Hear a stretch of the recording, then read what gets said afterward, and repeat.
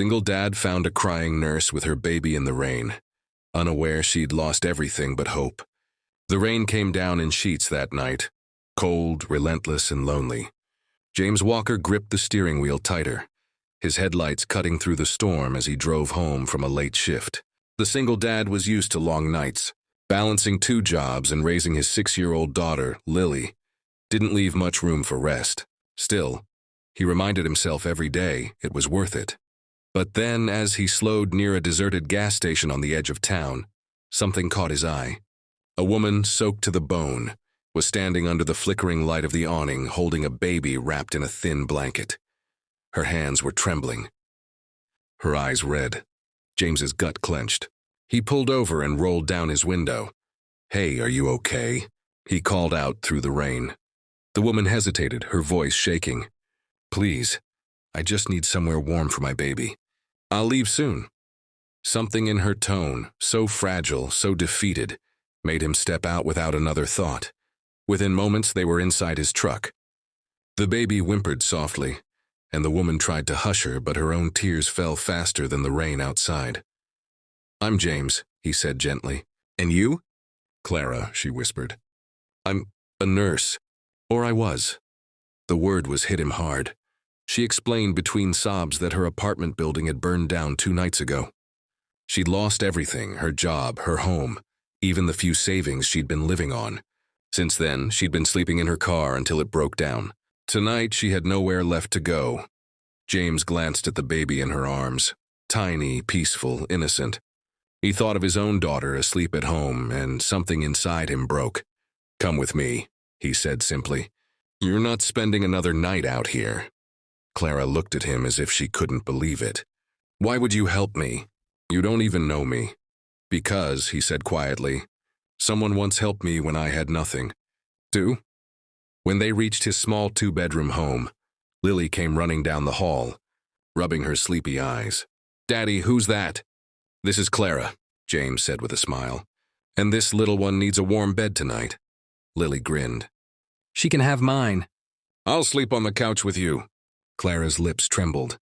She hadn't seen kindness like this in months, maybe years. Over the next few days, Clara helped around the house, cooking, tidying, even caring for Lily when James worked. Slowly, laughter returned to their little home. But what neither of them expected was how much they would heal each other. James found someone who understood his quiet loneliness. And Clara found something she thought she'd lost forever: hope. One morning, while pouring coffee, Clara said softly, "James, I got a call from the hospital. They're reopening the nurse program. I could go back." James smiled. "That's great news."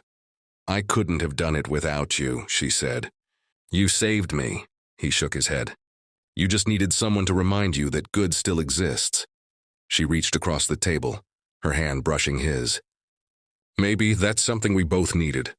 Months later, Clara had her job back, and the 2 families, James, Lily and Clara with her baby Ella, had become one.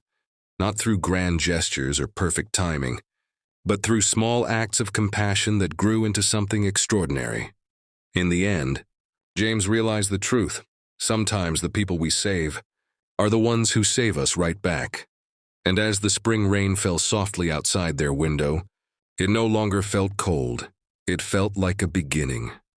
Months passed, and the small house that once echoed with quiet loneliness now overflowed with warmth and laughter. Lily adored baby Ella like a little sister, always asking to help feed her or sing her lullabies before bed. For the first time in years, James felt peace when he came home, real peace.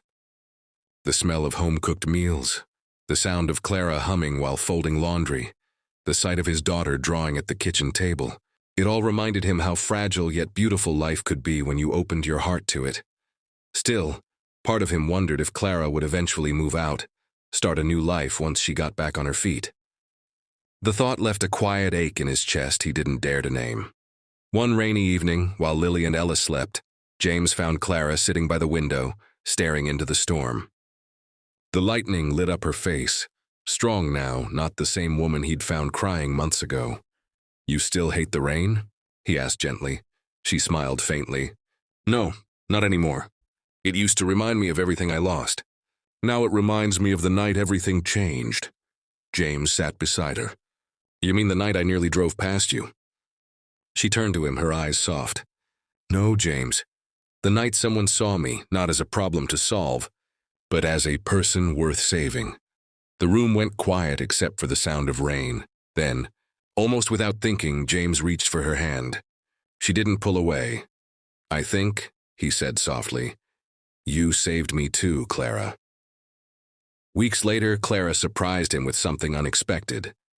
She handed him an envelope with shaky hands. Inside was a letter, official, embossed with the hospital's logo. It's for you, she said. He frowned. Me? Yeah, she smiled. You're looking at the new volunteer coordinator for community outreach. I told them your story, how you helped a stranger in the middle of the night without expecting anything in return. They want you to speak to new volunteers about compassion. James blinked, speechless. Clara, I don't know what to say. Just say yes, she whispered, because people need to hear that kindness still matters. The first day he spoke, he looked out at the audience, doctors, nurses, students, and saw Clara holding Ella, smiling proudly. His voice trembled as he said, sometimes kindness isn't about changing the world. It's about saving one person and realizing they might just be your world. The crowd rose in applause, but James's eyes stayed on Clara. In that moment, he knew. They weren't two broken souls who crossed paths by accident. They were the proof that love can grow from loss, and that second chances often start in the rain. Epilogue. A year later, on a sunny spring morning, James and Clara exchanged vows in a small garden filled with wildflowers. Lily held Ella's hand as they watched, giggling, and when the rain began to fall softly, like a blessing from the sky, they didn't run for cover. They just laughed, hand in hand, grateful for the storm that once brought them together. Final message. Because sometimes, the storm you fear most is the one that washes your life clean and makes room for something beautiful to grow. Dear